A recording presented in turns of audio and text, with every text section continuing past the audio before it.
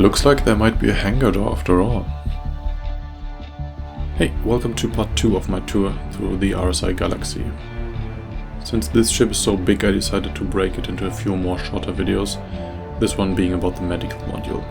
I also got a lot more ideas from the community, so I want to fit all our wishes and suggestions into one last compact video later, in the hopes that some dev gets to see it and maybe draw some inspiration. So if there's anything that you currently dislike about the Galaxy, something that realistically could be improved without overpowering it or changing its role, leave a comment and I might include that. Before I do any of that though, I would like to correct 2 small mistakes or oversights I made in part 2. And before I do that, same disclaimer as in part 1, this tour is my own interpretation of the Galaxy artwork. The outside is based on the official HoloViewer model and should therefore have the right size, but the inside is completely built by me based on the blueprints and artworks. I did that very thoroughly and would guess that everything is at least about 90% accurate in its scale, but even if it was 100% accurate, the ship is still in development, so virtually everything might change. So this whole video is for speculation and entertainment only. Alright. The first mistake I already hinted at. I said I did not expect there to be a door for the back hangar, as there isn't one in any of the artworks or blueprints. But turned out there is one single illustration in the Galaxy PDF brochure that actually shows a door in the back. And then I remembered that there were parts in the back there that I discarded from the HoloViewer model early on, because there was not enough left of it to use. I forgot about that. But some of what I said still holds true. There is no space to slide those doors to the sides, as the walls are too thin. Could be changed obviously, but in this image it looks more likely they open to top and bottom anyway. Unfortunately that still wouldn't fit. You can see in this image that there isn't enough space. So even though it looks like 2 solid pieces in the brochure, this here is my best guess how it could work. Okay, so we have a door. That is actually quite important, because I was speculating you could maybe get bigger ships like the Aurora in, even if parts hang out. And now my new theory is, yes, you might be able to do that, but these doors will probably be force shut whenever you want to quantum travel. So you might be able to land slightly bigger ships too, get medical treatment or get food, or maybe repair something manually, but you can't use it as a carrier for anything but SSX ships. My second oversight, I was confused that there are no bathrooms in the concept. But many of you pointed out to me that there are these small rooms at the end of every single crew room. I mistook them for cabinets or personal storage, but it's more likely that these are the familiar shower-toilet combos. My mistake was that I was looking for one group shower and changing room like there is on the Carrack, but it might make sense to have this more civilian approach where everyone has his own little unit in the Galaxy. Anyway, I updated that in the model, have a look. And now let's get back to the modular part of the Galaxy. I believe the medical module might be one of the more interesting options for the Galaxy when it comes out. Just because there are plenty of great cargo ships, but not many medical ones, especially at this scale. So far the Carrack and 890 Jump may have been the best options for that gameplay, and they also both have the space to land a Pisces to deliver patients, but neither of them are specialized in that role, which you can see in the layout. I'm not sure if you can push a medical trolley through the small hangar doors of a Carrack, for example. Here you have the quickest access from hangar to medbay possible, and it also seems spacious enough for future gameplay. Before I visit the medbay though, it's confirmed that the Galaxy can fit a Pisces, as it's featured in most of the promotional artwork, but could it fit 2?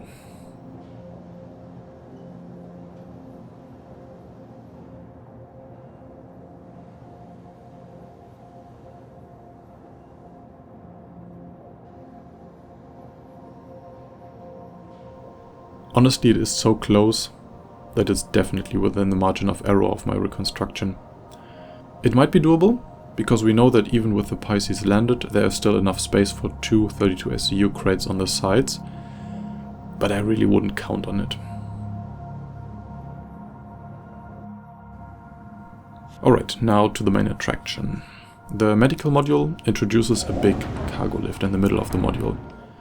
I believe that is the same size as the lift in the cargo module. I'm not going to test which ground vehicles it can fit. I think it makes more sense to do that when I check out the cargo module in the next one.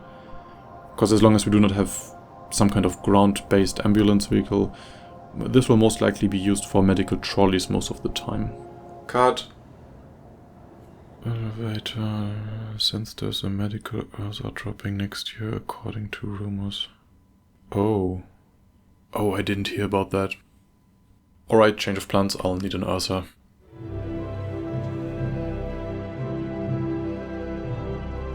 And that's why I'm happy to read all your feedback. I do follow the leaks and rumors, but I didn't hear about this one. And I also didn't really find a source for it. Just a lot of people who want a medical URSA. So I can't confirm this at all, but I can show you how it would look like.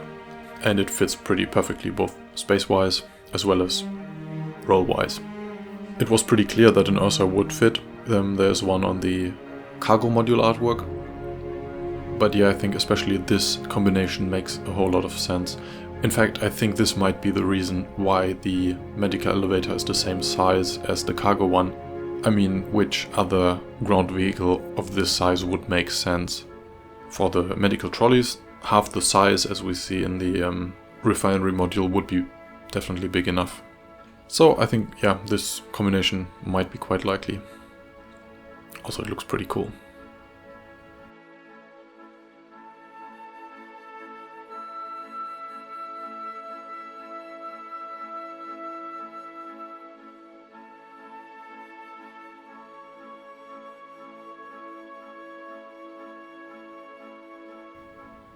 Oh, and then I forgot to build that in the other shots, but on the door of the medical wing, there's a small window where you can look back into the main hangar.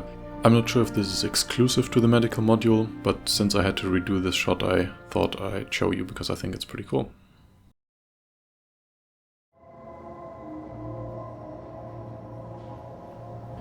These doorways look wider than other doors on the concept, but they still look a little tight for medical trolleys, especially if you look at this sharp 90-degree turn. In this small room we have something I can't really make out. It does not really look like a cabinet you can open, but it can't be component access either, as those must be out of the modular section. Might be just decorational. Behind that door we have our first 3 beds. Those are tier 3s, so they are for stabilizing patients and treat minor injuries. You have a nice view into the center of the module, and I would hope that this gets these kind of windows that you can frost with the push of a button. Further to the back we have another small room that we don't have any info about. I would suspect it's just decorative elements like supplies, but maybe also a freezer with pans like we see on the Pisces, for example. But I made this up just to guess. And then we get another small room that feels pretty useless. I would get rid of this wall and door to make this room a little bigger, but the wall is clearly visible in the blueprint. What I do like is that this directly connects to the command station. That makes the module feel a little more integrated with the rest of the ship. Now size-wise, this module looks symmetrical, but it's not completely. On this side, we have what I believe to be a small airlock for decontamination. As far as I know, there's no gameplay mechanic planned for that, but I do like that it differentiates the 2 wings a little bit. However, I don't see a medical trolley fitting into this, which kinda defeats the purpose. Maybe these 2 rooms should be combined into one bigger to give you some room to turn. Because if medical trolleys are necessary gameplay-wise, they will be needed on this side. Because on this side, we have the more serious cases. This is treatment room B, which has 2 tier 2 beds, which treat more serious injuries. This is the kind that you can also find on the Carrack and 890 Jump, and that you can also spawn in. And then, at the end, we get a single tier 1 bed. This is for the most critical injuries, and comparable to the hospital beds you can find in-game. Right now there are no other ships with a tier 1 bed. The only ones I know about are the Endeavour, which I don't believe is in active development, as well as the RSI Apollo, which was just a few weeks ago confirmed as being in white box state right now. And that might be interesting to compare to. The Apollo might release before the Galaxy to be the first bigger dedicated medical ship. But it has 2 modules, with both either having 1 tier 1 bed, 2 tier 2s or 3 tier 3 beds. So while the Apollo can be more bespoke by having either more beds than the Galaxy, or more high-level beds but less overall. In most configurations you get more and a bit of everything with the Galaxy module. And in addition to that, you get the ability to have a Pisces landed for patient transport with an additional bed. So unlike the other two modules, which have a lot of competition in the game already or on the way, this one looks like a very solid option for anyone interested in medical gameplay. And that concludes part 2 of my Galaxy series. Thank you very much for the great reception and all your appreciative comments on the first part, as well as all the great questions about this ship, which I can hopefully answer some more of when I get to the cargo module. Until then, see you on the verse.